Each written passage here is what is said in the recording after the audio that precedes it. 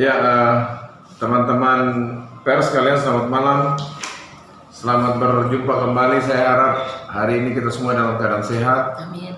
Demikian pula Bu Desi, teman-teman Infocom yang senantiasa boleh bersama-sama dengan kami di Posko untuk merilis semua proses atau perkembangan kita di hari ini.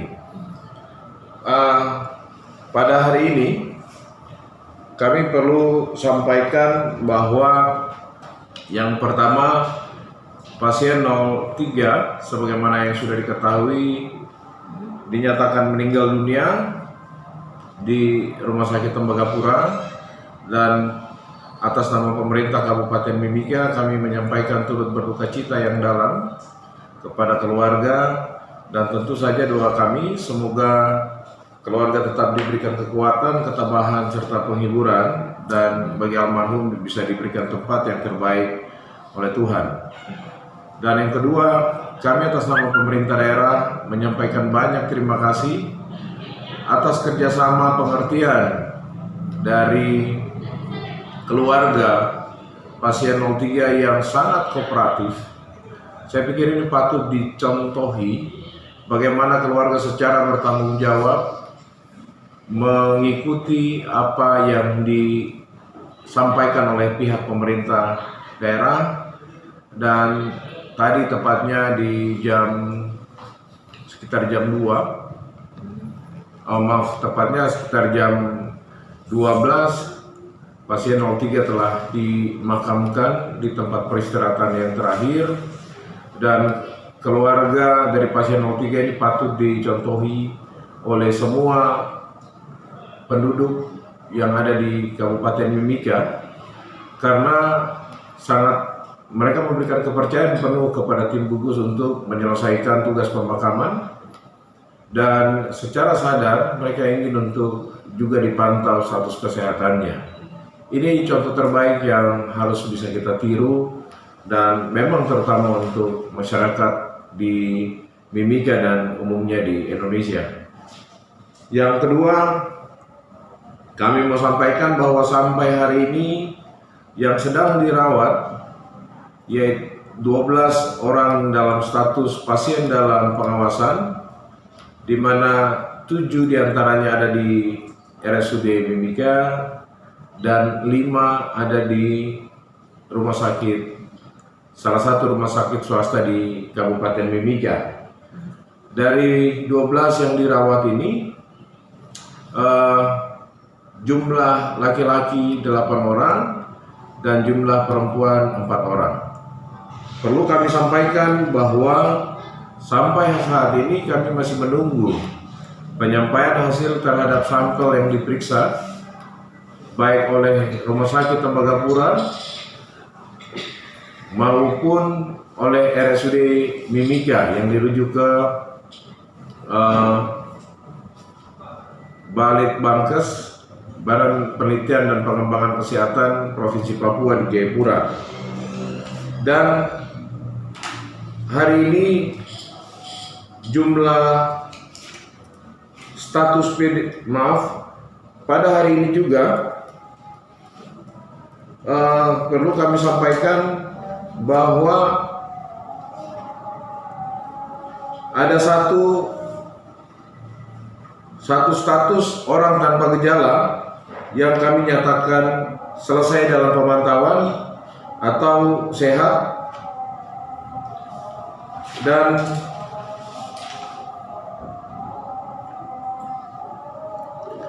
selain OTG, adapun ODP yang kami nyatakan juga sehat 1 orang. Sedangkan sampai tanggal 4 April jumlah pasien dalam pengawasan yang baru dilaporkan pada hari ini ada 4 orang. Jadi jumlah pasien PDP di Kabupaten Mimika menjadi 41 orang. Hari ini untuk OTG belum kami laporkan karena masih menyelesaikan hasil tracing. Jadi untuk hari ini untuk OTG 0 Sementara jumlah status PDP yang ditemukan berjumlah 21 orang, sehingga totalnya adalah 48 orang. Perlu kami laporkan juga kepada teman-teman pers bahwa sampai hari ini jumlah tracing yang sudah dilakukan pada hari ke-16 sebanyak 173 orang. Dalam yang berikut adalah dalam 1-2 hari ke depan kita akan melakukan memastikan untuk pasien positif, pasien 01 yang positif untuk kontak berisiko tinggi itu akan kami keluarkan dari masa pemantauan.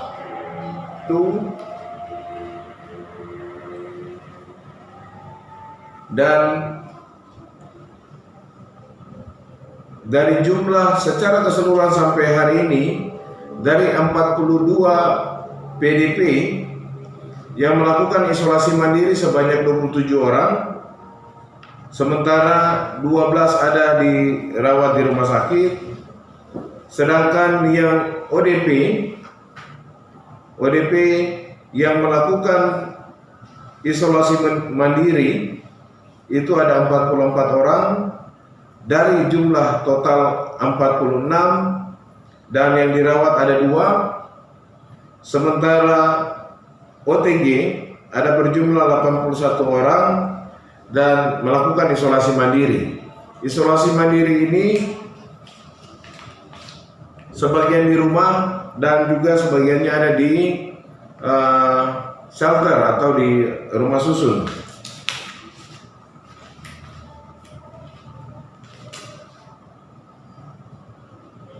Hari ini juga kami melakukan kontak tracing terhadap 57 orang yang memiliki hubungan dengan kejadian positif COVID-19 klaster Lembang. Ya Pak, ini pertanyaan dari rekan-rekan. Kemarin kan positif 3, tetapi karena sudah meninggal 1 seharusnya 2. Apakah memang ada tambahan untuk yang positif?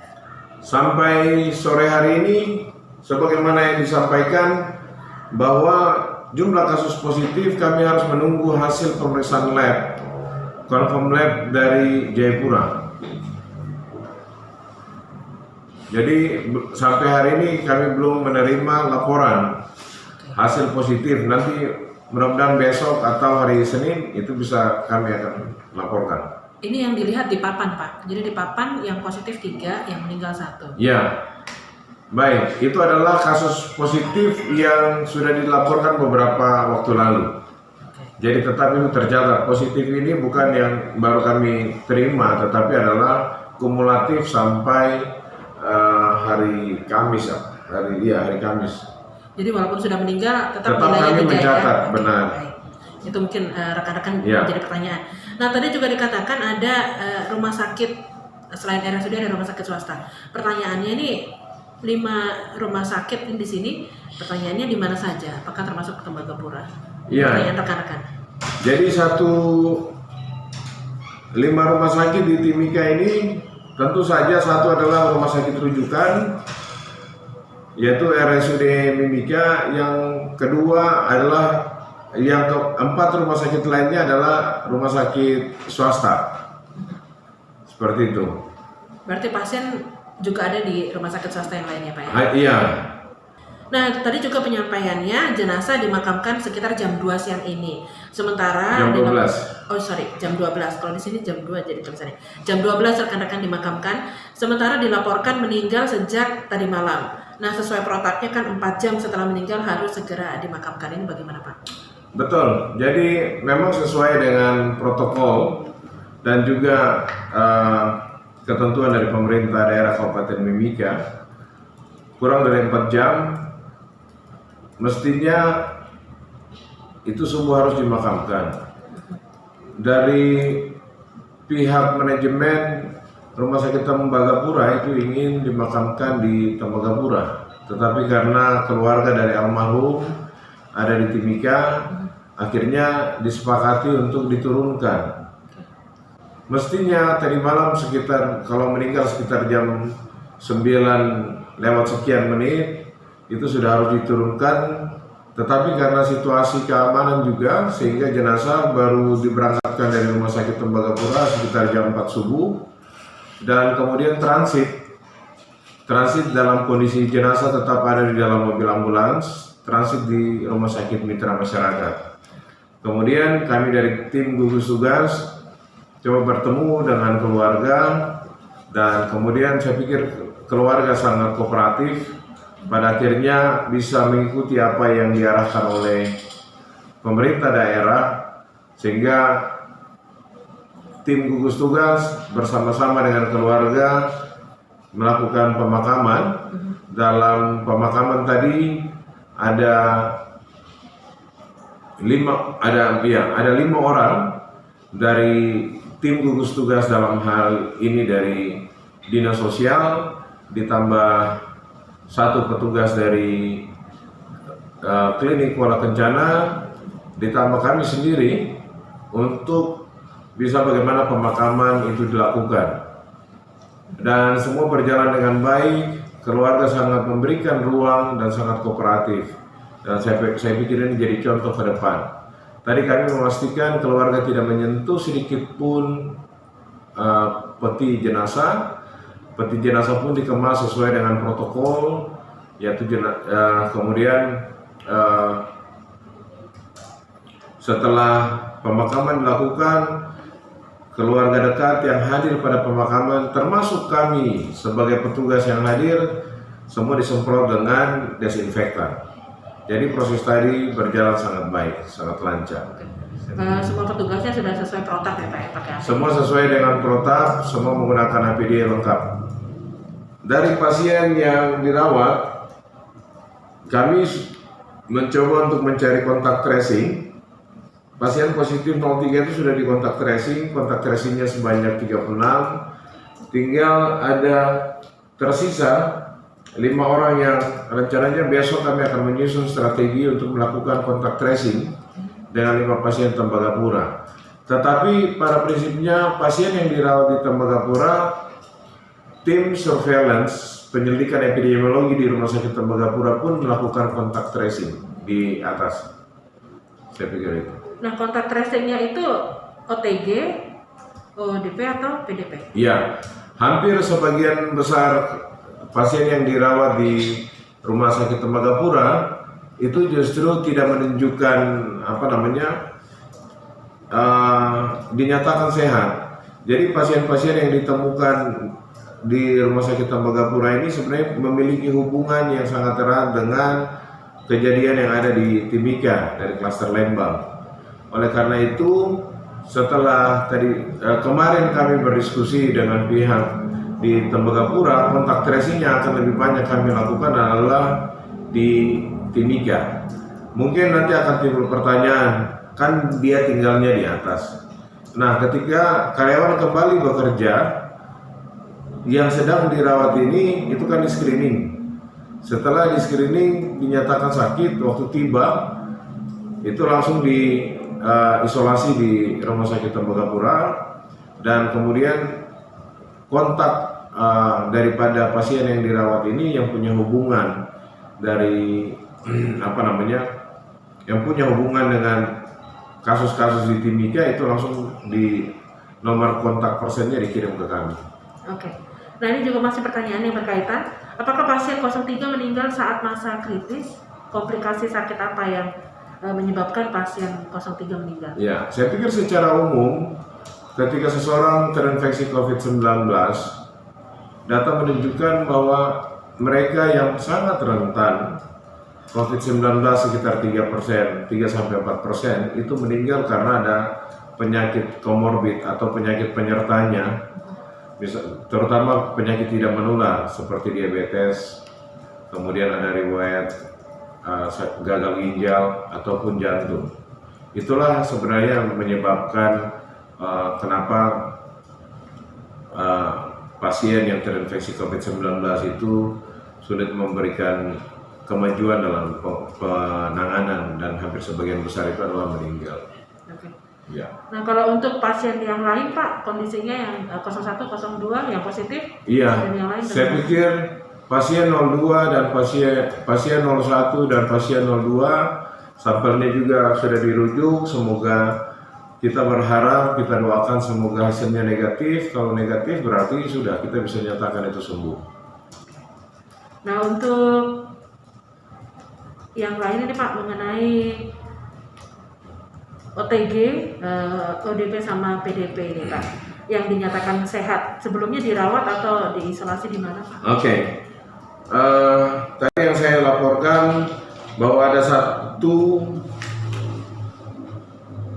ada OTG yang sudah dinyatakan selesai pemantauan. Ini sebenarnya isolasi mandiri.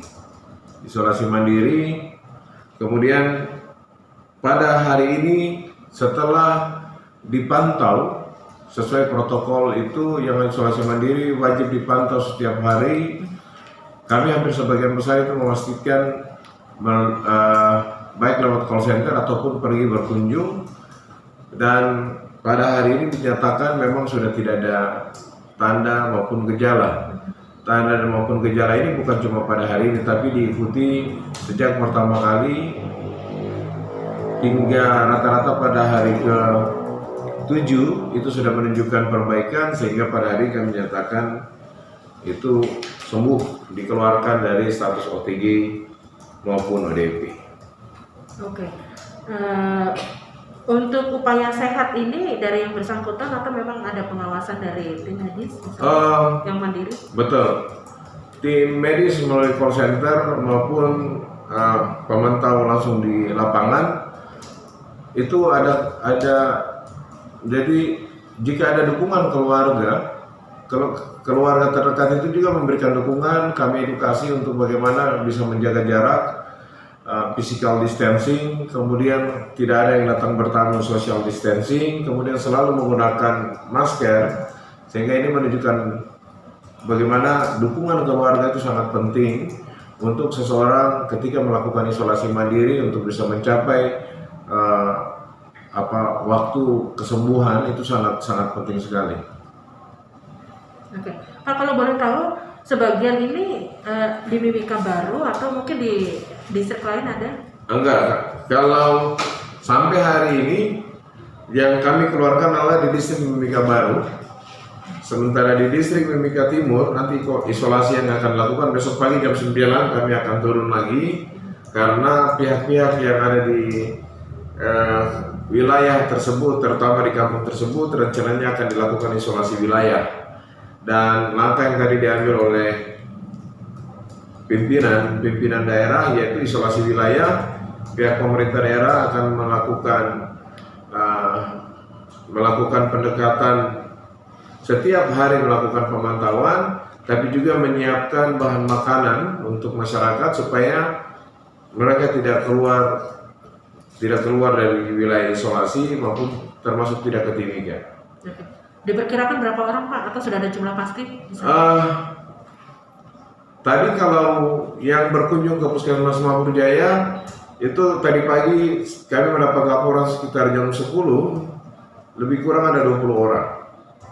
Ada 20 orang, dan inilah kebetulan ini berkelompok, sehingga ini yang saya sebutkan tadi bahwa kita coba mengedukasi supaya melakukan isolasi wilayah, kemudian dipantau oleh petugas, tidak hanya petugas puskesmas, tetapi sesuai arahan pimpinan juga nanti akan diawasi juga oleh pihak distrik dan juga pihak aparat keamanan yang ada di wilayah tersebut. Kemudian dari pemerintah daerah nanti akan menyiapkan sembako untuk masyarakat yang diisolasi wilayah. Nah ini Pak, ada pertanyaan juga dari rekan-rekan ini. Apakah saat ini di Timika sudah bisa disebut terjadi transmisi lokal, dalam artian proses penularan terjadi di Timika? Saya pikir belum bisa kita nyatakan transmisi lokal, karena kita harus melihat juga epicentrumnya, karena masih punya kait-mengkait dengan wilayah yang lain. seperti itu. Jadi kita belum bisa itu menyebutkan sebagai transmisi lokal. Oke. Nah, kapan diperkirakan terjadi ledakan pasien? Salah satu langkah yang baik adalah ketika klaster pertama, ketika teman-teman media ketika mengemas imbauan kepada masyarakat hari kemarin di hari Jumat, itu banyak masyarakat yang secara sadar lewat call center ada lebih kurang 61 orang yang telepon, terus yang datang di posko untuk mengecek riwayat karena punya riwayat juga ada yang berhubungan dengan klaster Lembang, itu yang datang lebih kurang ada 10 orang, yang datang ke puskesmas itu banyak. Saya pikir ini hal yang baik dan kami pikir kami harus memberikan apresiasi untuk ini. Apalagi tokoh-tokoh agama yang memiliki hubungan dengan klaster Lembang tadi sebanyak 57 orang itu bisa melakukan komunikasi terus dengan tim, dan dari hasil tersebut kita sudah bisa memastikan diantaranya kami sudah bisa menyatakan sehat, tetapi nanti 1-2 hari ke depan seperti itu. Mereka semuanya sudah iya. Jadi kami sudah ketemu semua itu kumpul, para tokoh-tokoh agama tersebut berkumpul dan kami screening dengan pertanyaan men-screening tanda gejala setelah tanggal paling akhir tanggal 19 sampai hari ini ketika kontak. Memang di antara mereka ada yang dinyatakan PDP dan melakukan isolasi mandiri, sangat sadar sekali. Kemudian ada beberapa yang OTG, tapi hampir sebagian besar dari 52 itu dinyatakan sehat. Oke. Nah ini Pak, masih sehubungan dengan klaster Lembang. Informasi di Merauke juga ada 2 pasien yang positif juga karena klaster Lembang. Sempat ke Timika begitu Pak untuk melayat jenazah dari klaster Lembang. Ini bagaimana Pak tanggapan Bapak? Saya pikir bahwa transportasi udara ini cukup mempengaruhi perpindahan COVID atau novel coronavirus ini dari satu wilayah ke wilayah lain, terutama orang-orang yang pernah kontak dengan mereka yang klaster Lembang. Jadi ya tidak menutup kemungkinan di wilayah lain apabila ada riwayat seperti itu. Saya pikir kita bisa berbagi informasi dengan teman-teman di kabupaten kota yang ada di wilayah Papua. Jika memang mereka juga menemukan itu, sebenarnya mereka bisa mengkonfirmasi juga ke kita supaya kita masih bisa melakukan tracing. Kemudian misalnya dengan kalau menggunakan pesawat terbang, kita juga bisa ngecek kira-kira tanggal berapa manifestnya, penumpang-penumpangnya itu siapa, itu. Saya pikir itu. Oke. Nah, ini juga ada pertanyaan dari rekan-rekan. Informasinya ada 1 dokter di salah satu klinik swasta ada yang diisolasi karena merawat pasien 03. Apakah betul? Saya pikir begini, pada akhirnya jangankan dokter, saya pikir kita semua ini saja sebenarnya sudah terpapar, tapi kita tidak tahu status masing-masing orang. Nah, sebagaimana diketahui, tenaga kesehatan merupakan tenaga yang berisiko jika pertama pengendalian infeksi ini tidak dilakukan. Misalnya, kita harus menganggap bahwa semua orang yang datang ke puskesmas pembantu, puskesmas, klinik maupun rumah sakit itu adalah orang dengan riwayat penyakit infeksius, harus diperlakukan semua orang sama. Nah, saya pikir apapun sebagaimana kita ketahui karena berisiko, maka ketika kontak dengan pasien dan satu saja gejala muncul dan pasien tersebut dinyatakan positif, ya memang harus kami nyatakan bahwa adalah PDP gitu, dan harus melakukan isolasi mandiri. Berarti istilahnya memang benar ya, ada dokter yang memang di isolasi mandiri begitu yang melakukan isolasi mandiri. Jadi dalam suatu pelayanan itu tidak hanya dokter, tapi juga ada tenaga paramedis, ada tenaga analis. Memang itu benar, beberapa tenaga di beberapa klinik yang pada akhirnya kontak dengan pasien yang dinyatakan positif, dan sebenarnya bukan pasien 03 saja, pasien-pasien yang lain, sehingga punya riwayat kontak. Jika punya gejala, kami langsung nyatakan dia sebagai PDP, tapi kalau jika tidak punya riwayat, kita nyatakan sebagai OTG dan langsung masuk dalam pemantauan. Berarti apakah benar memang ada tenaga medis, baik dokter maupun suster yang sudah dinyatakan OTG? Iya, ada PDP?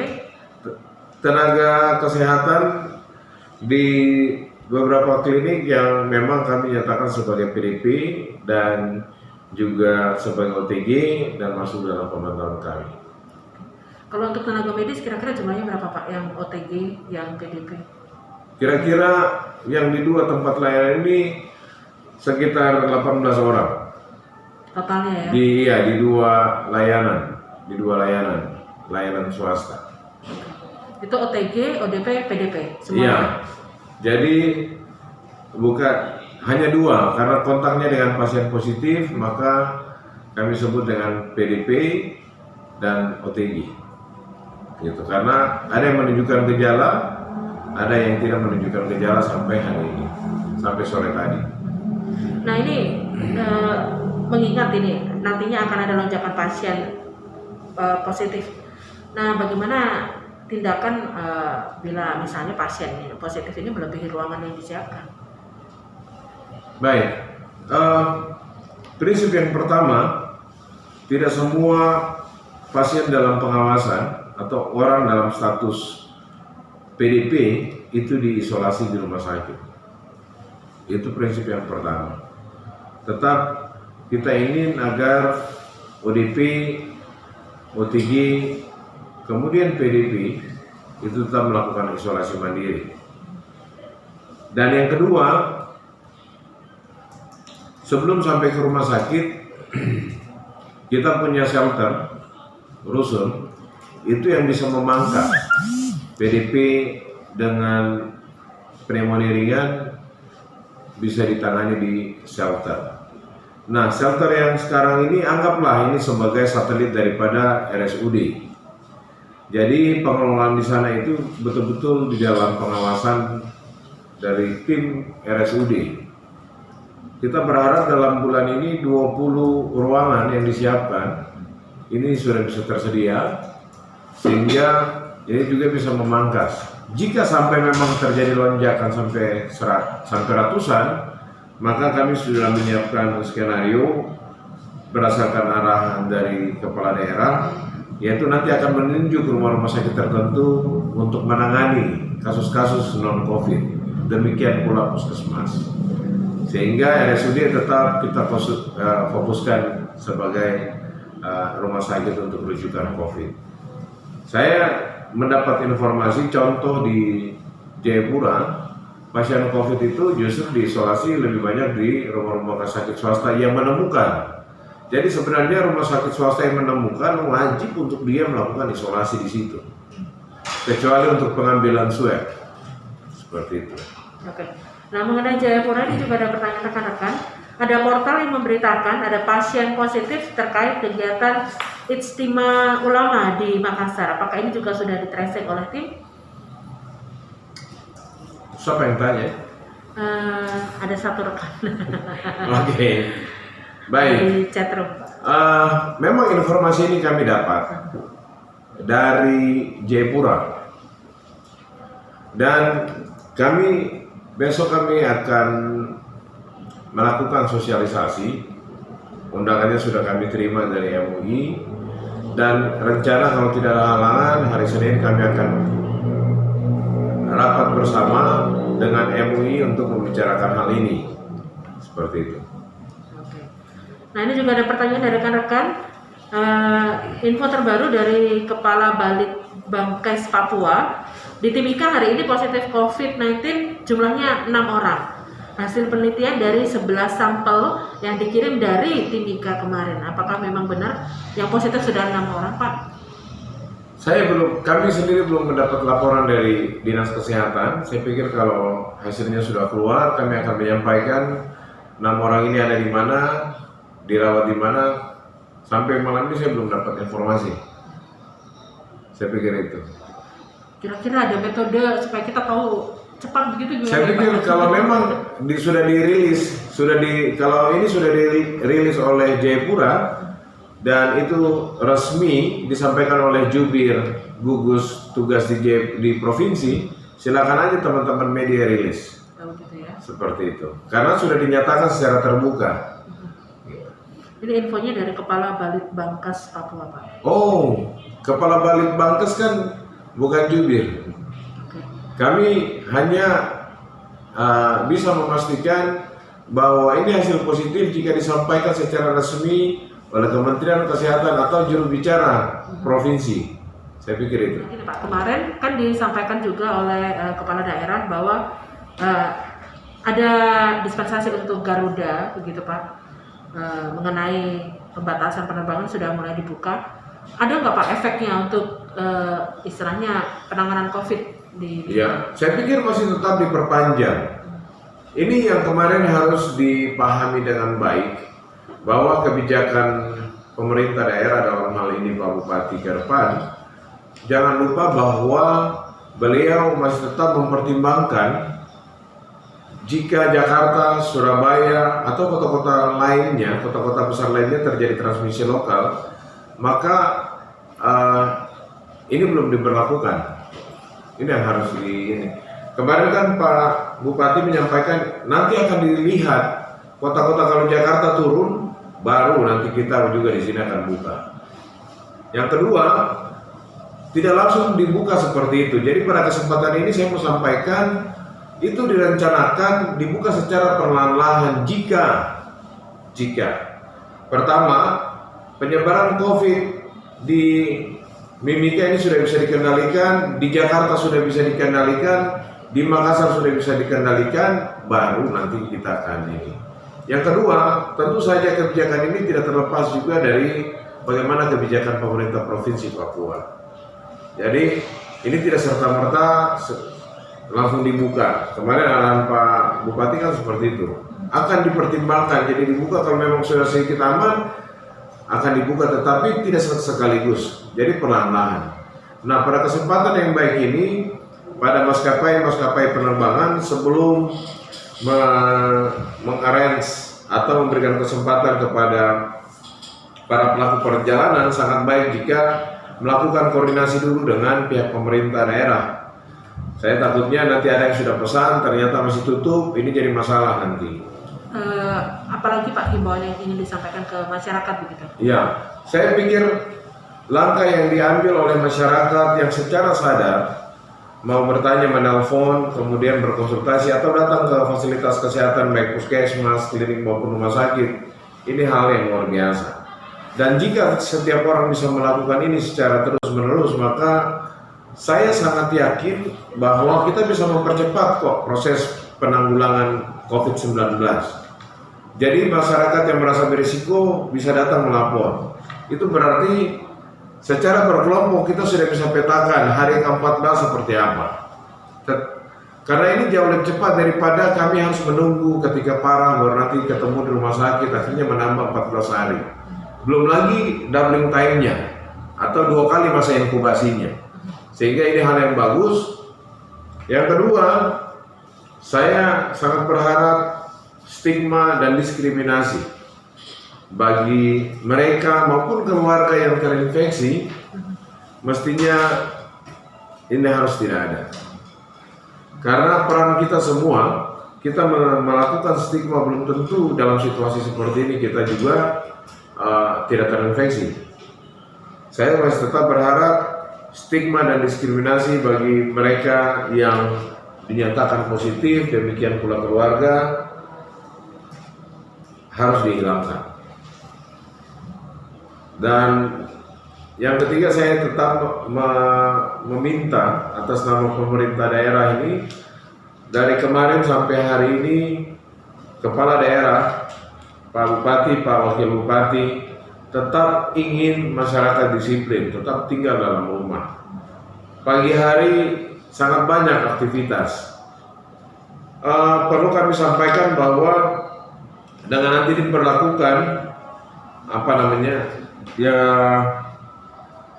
surat edaran bupati itu termasuk ojek, taksi-taksi gelap itu tidak boleh lagi bekerja. Setelah lewat jam 2 ya Pak? Iya, gitu. Nah mengenai rapid test, ini sudah berapa banyak yang melakukan rapid test? Kami sampai hari ini kami telah lakukan rapid sampai kemarin yang rapid test yang sudah kami lakukan terhadap 39 orang. 39 orang dengan klasifikasi PDP dan OTG, orang tanpa gejala. Nah, pada kesempatan yang sangat baik ini saya mau menyampaikan bahwa mereka yang negatif, karena prinsip daripada tes rapid test adalah tes cepat untuk mendeteksi antibodi. Yang positif maupun yang positif itu merupakan pintu untuk masuk ke dalam pemeriksaan lebih lanjut, yaitu pemeriksaan PCR. Terus yang negatif itu sebenarnya belum tentu itu negatif. Jadi butuh waktu masa inkubasi, butuh antibodi yang cukup untuk menunjukkan untuk menunjukkan positif. Mereka yang negatif tetapi punya riwayat kontak ini sebenarnya sumber penular bagi orang-orang yang sehat. Oleh karena itu pada kesempatan ini 38 orang yang sudah dites, 38 orang yang sudah dites dengan rapid test sampai kemarin sore. Saya berharap yang negatif tetapi punya riwayat kontak tetap melakukan isolasi mandiri, kemudian tetap menjaga perilaku hidup sehat, itu sangat baik supaya di masa ke-14 ditambah 5 hari, jadi 19 hari kita bisa tetap pantau dan bisa menunjukkan tanda dan gejala yang hilang. Termasuk Pak Bupati sudah melakukan rapid test ya Pak? Ya, saya pikir sebagai kepala daerah ini kan jadi contoh, ada orang yang takut. Ini contoh yang baik. Ini contoh yang baik. Kepala daerah sudah melakukan rapid test, itu menunjukkan bahwa ini harus diikuti atau dicontohi oleh masyarakat. Itu kapan Pak melakukan rapid test, Pak Bupati? Kira sekitar 2 hari lalu. 2 hari lalu ya. Hasilnya seperti disampaikan kemarin. Iya, hasilnya negatif. Negatif ya. Ya. Nah untuk ini sebagai contoh ini buat ASN yang lain dan pejabat yang ada di Kabupaten Mimika. Nah, kalau seandainya juga ada pejabat atau orang yang ingin melakukan rapid test bagaimana Pak? Ya. Selain statusnya PDP dan OTG. Baik, kami berencana untuk melakukan tes massal. Salah satu cara untuk memastikan COVID ini kapan berhenti, bagaimana status kesehatan masyarakat di tengah-tengah COVID-19, siapa yang terinfeksi atau siapa yang tidak terinfeksi, dari mereka yang berisiko berapa yang negatif, itu bisa menjadi acuan bagi kami untuk mempercepat ini penularan atau penyebaran COVID di Timika. Nah, kalau masyarakat umum misalnya ingin dites rapid test, harus kemana Pak? Ya, jadi gini, pemeriksaan rapid test ini dilakukan, gitu. Itu tidak seperti malaria. Jadi pertama kita dahulukan mereka yang betul-betul kontak erat dengan pasien yang dinyatakan positif. Oke? Pasien yang dinyatakan positif kontak eratnya semua kita tes, baik PDP maupun ODP. Nah, maupun mereka yang baru ada dari wilayah tertular. Jadi ini yang kami prioritaskan dulu. Rapid test kami yang kemarin diperolehkan hanya 340. Kami di sini udah pakai 38 tes, di RSUD juga pakai. Besok kami juga akan masih melanjutkan tes untuk di Mapuru Jaya. Lebih kurang akan ada sekitar 25-30 orang. Jadi secara kami akan membuat kriteria. Kriteria ini bukan membatasi orang, tapi kriteria ini dibuat karena keterbatasan pasokan rapid test atau tes cepat ini. Saya pikir. Nah, kalau misalnya masyarakat di luar yang itu, misalnya setelah selesai, kalau ingin dites juga merasa bahwa dia beresiko, harus kemana biaya berapa? Saya pikir begini, rapid test sampai hari ini gratis, tes antibodinya gratis, satu. Yang kedua, tentu untuk melakukan tes, kami akan memulai dulu dengan men-screening atau melakukan uji tapis dengan wawancara-wawancara. Pertama, apakah ada batuk, ada tanda gejala, screening tanda gejala, atau penapisan, pendalaman informasi terkait dengan tanda gejala dalam 14 hari terakhir, kemudian pendalaman faktor risiko. Jadi kalau tidak menyebut tanda gejala, kemudian faktor risiko, ya kami tidak akan pernah tes. Gitu. Jadi kami akan screening awal, sama dengan pemeriksaan penyakit tidak menular, misalnya untuk jantung atau diabetes, ada pertanyaan-pertanyaan kunci. Saya terima kasih sekali sama Kominfo yang sudah punya portal untuk bagaimana masyarakat bisa melakukan self monitoring terhadap resikonya. Saya sangat berharap masyarakat Mimika silakan aja masuk ke portal yang disediakan oleh Pemda Mimika untuk COVID-19 untuk bisa melakukan self monitoring. Saya pikir itu. Oke. Nah, ini rencana tes massal ini kapan dan di mana ini Pak? Ada yang bertanya? Gini, tes massal ini kan yang saya mau sampaikan bahwa situasinya saat ini pasokan atau ketersediaan rapid test itu hanya 300. 340 itu sudah terpakai. Saya tidak tahu, saya belum dapat informasi berapa stok hari ini. Tapi yang jelas, yang bisa dipastikan hari ini contoh dari klaster Lembang, itu semua orang kumpul, kita melakukan screening tanda gejala, itu justru lebih terbantu, gitu. Itu justru lebih terbantu sehingga sangat baik. Cukup dengan melakukan komunikasi di call center, di call center. Yang kedua, bisa melakukan self monitoring diri sendiri lewat portal yang sudah disiapkan, atau berkunjung ke puskesmas, itu akan lebih membantu, lebih cepat, gitu. Nah, ini juga ada pertanyaan ini Pak. Ada berapa banyak warga yang hadir di pemakaman yang sudah memeriksakan diri? Pemakaman ini mungkin yang sebelumnya ya, yang klaster Lembang. Ada berapa banyak?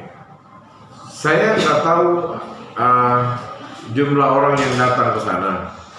Tetapi dari orang yang melakukan konsultasi di call center saja lebih daripada 60 orang. Taruhlah sekitar 100 orang sampai hari ini yang sudah lebih kurang 100, ditambah tadi 57 orang, berarti lebih kurang lebih dari 150 orang yang sudah bisa melapor seperti itu. Nanti kalau ditambah dengan tracing kami sampai kemarin itu, kalau klaster Lembang sendiri itu kalau kami tracing lebih kurang 32 kami keluarkan, ya.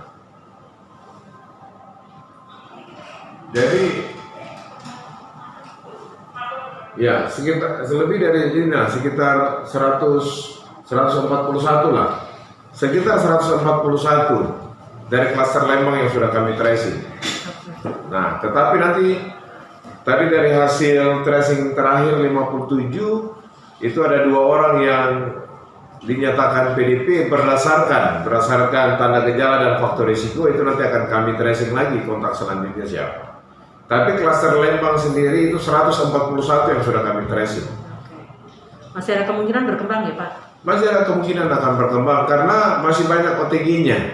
Orang tanpa gejala ini menjadi catatan penting untuk kami karena punya riwayat kontak dengan pasien yang dinyatakan positif tetapi sampai hari ini tidak menunjukkan gejala apapun.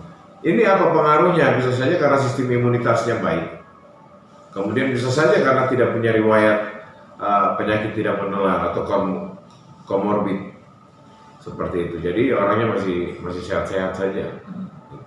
Tapi ini tetap dalam pemantauan kami. Oleh karena itu diperpanjang ya masanya. Iya, betul. Nah, ini ada pertanyaan juga, apa konsekuensi paling buruk jika masih ada stigma terkait COVID-19? Saya pikir jika stigmanya tinggi, kita belajar dari HIV hari ini sama TBC. Persoalan ini tidak akan pernah selesai di Mimika. Jadi sebenarnya kunci COVID bisa selesai, saya ulang lagi, apabila ingin aktivitas kita ini normal, maka stigma ini harus hilang. Gitu, stigma ini harus hilang. Banyak orang yang 61 orang yang menelpon di call center itu menurut kami selain mereka ini memang memanfaatkan teknologi yang ada, tetapi karena takut masalah stigma. Itu satu. Yang kedua, jumlah orang yang pergi ke fasilitas kesehatan swasta yang tinggi ini menunjukkan bahwa mereka takut masalah identitas mereka diketahui. Jadi kunci hari ini, lini terdepan atau garda terdepan untuk penanggulangan COVID-19 di Timika itu adalah pada setiap orang, yaitu dimulai dari rumah masing-masing orang. Stigma harus dihentikan, isolasi harus dihentikan, isolasi harus tetap dilakukan. Kemudian CTPS, physical distancing, social distancing itu masih harus tetap dilakukan. Dan masyarakat yang masih ada pergi ke pasar tanpa melakukan physical distancing, tanpa melakukan social distancing, tanpa cuci tangan, itu mereka yang paling berisiko. Masyarakat yang pergi ke pusat-pusat perbelanjaan yang masih berkumpul, mereka sebenarnya adalah berisiko. Apakah mereka siap dengan stigma ini? Saya yakin mereka tidak siap. Jika masyarakat tidak siap terhadap stigma, maka mestinya harus tetap ada di rumah. Kasih kesempatan biar kami yang bekerja. Nah, ini pertanyaan sudah mau habis, Pak, tapi masih ada yang menanyakan mengenai penerbangan ini, Pak. Ada info yang berkembang di masyarakat tanggal 14 atau 15 bulan April ini ada penerbangan Garuda dari Makassar tujuan Timika. Apakah benar, dan kalau memang benar, apakah kesiapan tim sendiri apa mungkin lebih diperketat atau bagaimana? Enggak, saya pertegas lagi bahwa kebijakan pemerintah daerah yang disampaikan kemarin itu adalah akan melihat situasi transmisi di wilayah-wilayah tertular atau terjangkit seperti di Makassar, di Jakarta. Itu yang pertama. Kalau di sana rendah, baru di sini bisa dibuka. Yang kedua, yang diprioritaskan adalah penerbangan untuk logistik dan juga peralatan kesehatan seperti itu.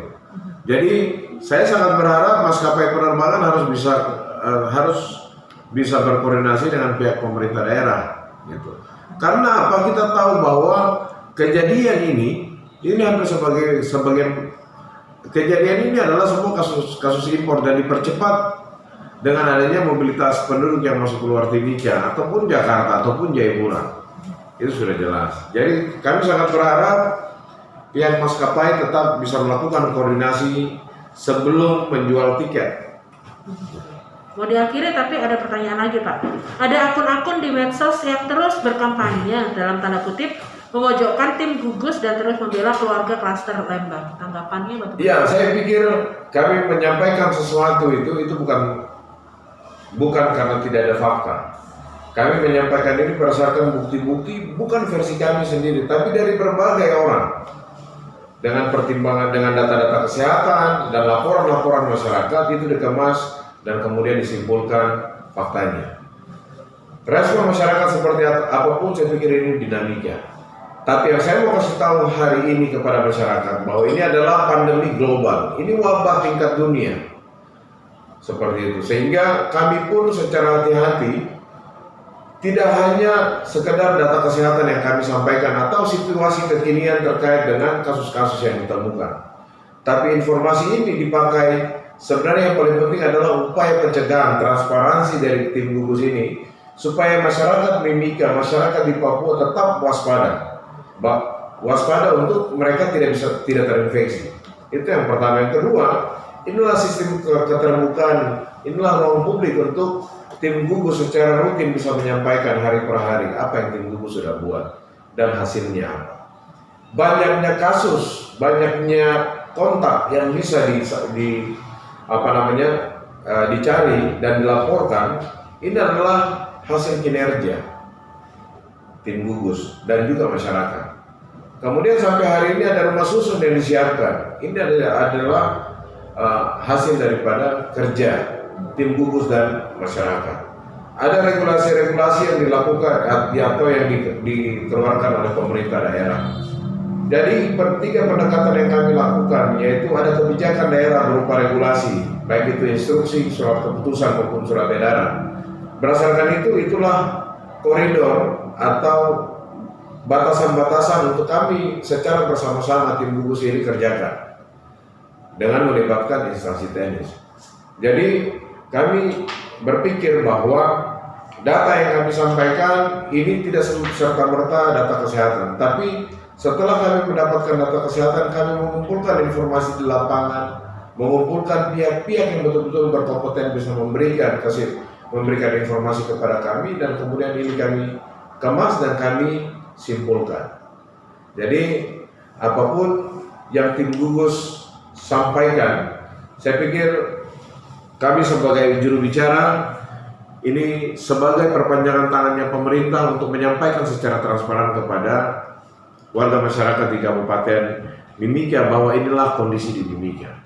Informasi ini diberikan semata-mata bukan hanya untuk pertanggungjawaban, tapi untuk masyarakat tahu seberapa besar masalah COVID-19 di Kabupaten Mimika. Per distrik ya Pak, baru Mimika baru ya Pak ya? Iya, tetapi yang saya mau sampaikan di Kokonau tim gugusnya jalan, di Atuka demikian juga dilakukan. Jadi saya pikir distrik-distrik ini semua sampai hari ini masih bergerak dengan puskesmas secara bersama-sama melakukan sosialisasi. Ini yang terpenting. Jadi ini adalah isolasi wilayah. Kita berharap masyarakat yang dari kampung tidak ke Timika dulu, demikian masyarakat yang dari Timika jangan dulu ke kampung. Nah, tapi yang untuk distrik Mimika Timur belum bisa masuk hari ini atau bagaimana Pak mengenai sebarannya? Maksudnya gimana? Sebaran ODP. Kemarin kan kami sudah lapor. Ya. Hasil tracing kami sampai tadi itu sebaran ODP-nya 2. Ada 2 ODP di distrik Mimika Timur. Okay. Di distrik Mimika Timur itu hasil tracing, dan tadi pagi sampai siang juga masih tetap dipantau. Besok akan dipantau lagi. Okay. Dan di tracing lagi kontak-kontaknya. Baru masih 2 distrik ini saja ya Pak ya? Ya, distrik Mimika Baru dan juga distrik Mimika Timur. Kuala Kencana? Kuala Kencana tidak, karena hampir sebagian besar dari 173 yang di tracing semua terkonsentrasi ada di wilayah distrik Mimika Baru, terutama di Kelurahan Pamkinarama, kemudian Kelurahan Pasar Sentral, kemudian kelurahan yang ada di wilayah distrik Mimika Baru. Oke. Isolasi wilayah termasuk distrik Tembagapura Pak? Iya, isolasi wilayah termasuk distrik Tembagapura, dan itu sangat membawa keuntungan dan itu sangat positif sekali, memberikan dampak yang baik untuk wilayah distrik Mimika Baru, tentunya dengan distrik-distrik lain yang ada di Kabupaten Mimika.